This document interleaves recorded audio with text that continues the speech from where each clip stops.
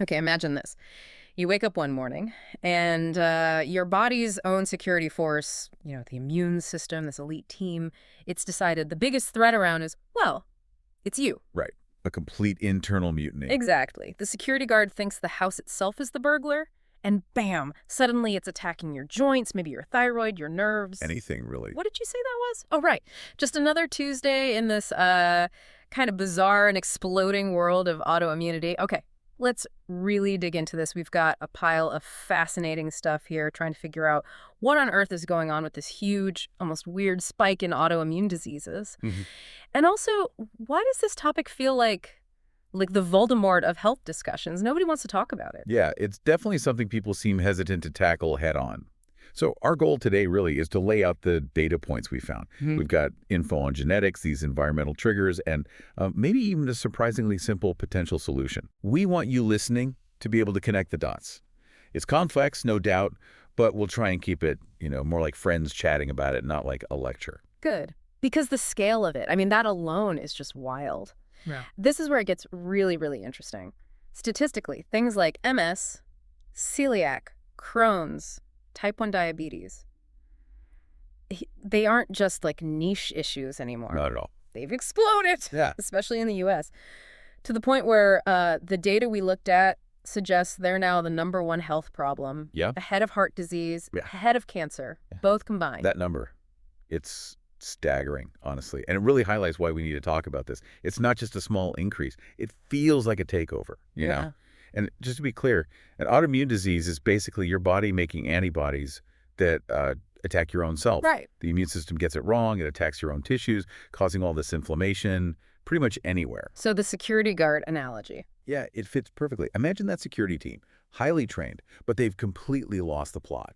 They see a totally harmless package. Yeah. Maybe it's your thyroid tissue, maybe the lining of your gut, Uh-huh. and they mistake it for a bomb, an intruder, and they go into full-on defense mode, burning the place down, basically. To get rid of a threat that wasn't even real. Exactly. And that confusion, that misidentification Yeah. is why we have, over 80 different autoimmune diseases? Uh-huh. Because the attack can target almost any tissue. That whole idea of telling self from non-self, that's like Immunology 101, right? And it seems to be breaking down spectacularly. It really does. We saw this almost philosophical point that really drove it home. How does the body know that a growing fetus, which has half foreign DNA, how does it know that's not a tumor it needs to wipe out? That's the amazing part, isn't it? The body has these incredibly sophisticated ways, these tolerance mechanisms, to know what's self, what's non-self, and even what's okay non-self, like a fetus. And the fact that autoimmunity is just skyrocketing, well, it kind of suggests that this basic ability to just say, hey, relax, this is fine, it's being eroded somehow. By modern life, maybe? So, okay, if the numbers are this massive, we can't just chalk it up to bad luck, right? There's got to be more. We know genetics plays a big role. Definitely. There's a strong genetic link. Certain variations make you more susceptible. But here's the kicker I found fascinating. Why do we even have these potentially dangerous genes? Whoa, the evolutionary twist. That's what's so interesting. Those genetic variations, the ones that might set you up for an autoimmune issue today, they weren't just weaknesses. Often they were strengths, protections. For a different world, you mean? Exactly. That sort of hyper-alert immune system, the one that makes you prone to autoimmunity now.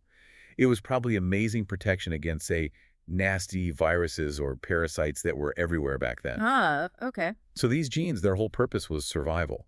They kept your ancestors alive when infections were the main threat. I see. The downside is, now we have this internal conflict. A gene that saved great-great-grandma from some awful bug might now be setting you up for, rheumatoid arthritis in our cleaner modern world. Wow, so we're kind of victims of our own success. Our cleaner environment means the old defenses are backfiring. That's a great way to put it, a tragic evolutionary mismatch. Genetics loads the gun, but, and this is key, the environment pulls the trigger. Right. The sources are really clear on this. If you're genetically susceptible, you still need some kind of external trigger for the disease to actually develop and show up clinically. And triggers aren't always like chemicals or something, right? Oh, We saw some really compelling stuff about psychological triggers too. Oh, absolutely. Like the observation that a really high percentage of people report their autoimmune disease starting after some major stressor. Yeah, like losing a loved one or some huge emotional shock. Exactly. That shows the power of that stress-immune connection. That shock acts like a massive environmental nudge, basically kicking an already twitchy immune system into overdrive. The body doesn't really care if it's a physical threat or an emotional one. It just registers crisis Yeah. and activates defenses full tilt. Okay, so if even emotional stress can flip that switch, what about large-scale physical stressors? Things hitting lots of people at once, potentially triggering millions who have that genetic susceptibility. Right. And that brings us to the whole discussion around modern interventions, doesn't it? The sheer volume. Let's look at that volume. The increase in immune stuff, interventions, just in a generation or two, the childhood vaccination numbers, comparing then and now, are pretty stark. They really are. Back in, 1950, a kid got maybe 5 shots total, something like that. Around that, yeah. Now, the standard recommended schedule, Yeah. it's up in the 30s. It's just a completely different level of immune interaction. And digging into the specifics, the CDC recommendations, for example, 69 doses of 16 different vaccines between birth and age 18. 69 doses, wow. And crucially, 38 of those doses for 15 vaccines happen by age 2, with one sometimes given just hours after birth.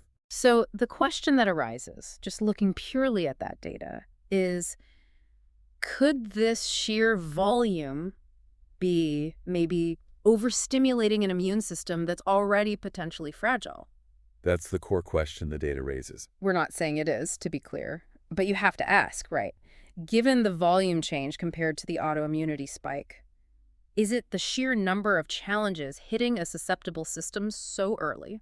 And the animal research we saw gives some important context here, perhaps on the how. Remember that hamster study? The Lyme disease one. Right. The vaccine they developed for Lyme disease, it triggered arthritis in 100% 100%. of the hamsters that were genetically susceptible to arthritis. Okay, that's huge. Because it points to that interaction, doesn't it? It's not just the stimulus. It's the stimulus plus the susceptible genes. Exactly. It clarifies the mechanism. It's the combination. The implication being, for those vulnerable individuals, could these repeated immune prompts push a sort of simmering subclinical issue over the edge into a full-blown disease? The immune system needs that push, that prompt, to go into attack mode.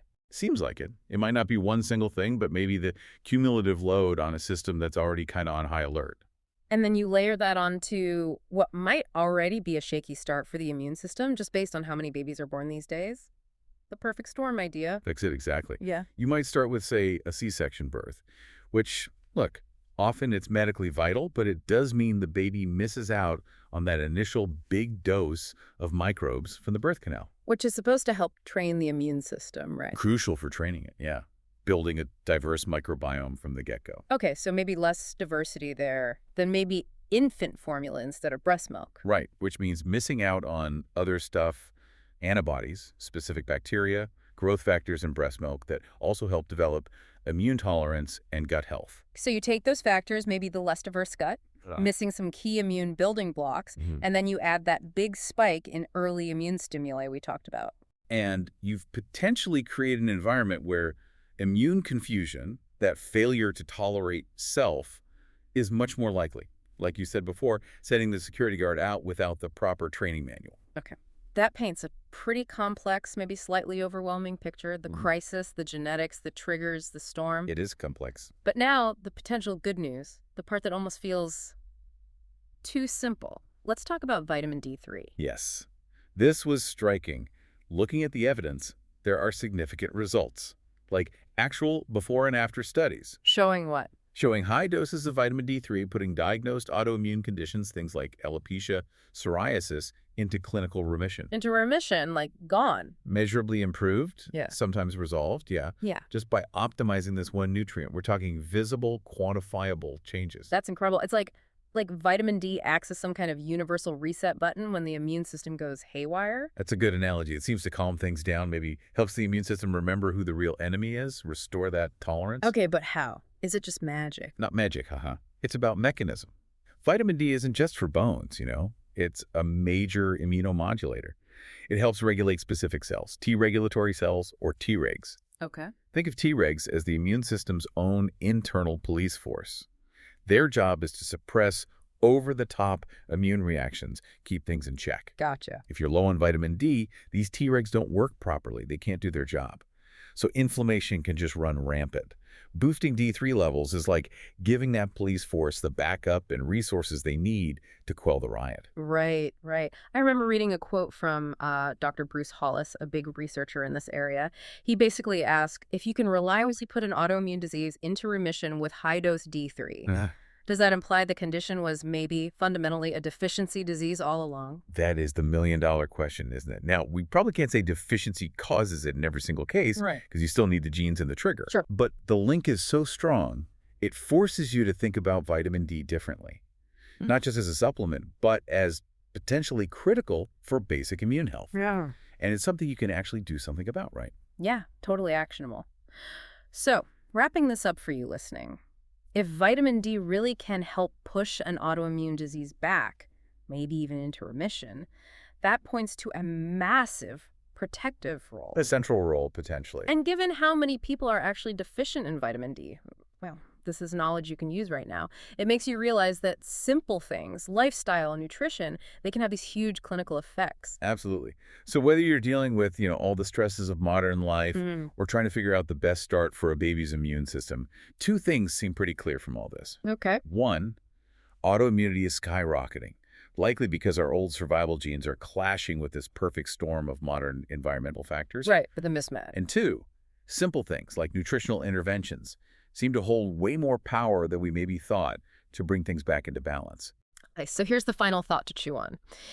If our body's greatest evolutionary strength, that super-tuned genetic resilience, is also, kind of ironically, our biggest weakness now, and if something as basic as sunshine in a pill, vitamin D, can help calm that internal chaos, what other simple, powerful answers are we maybe missing? What else is hiding in plain sight?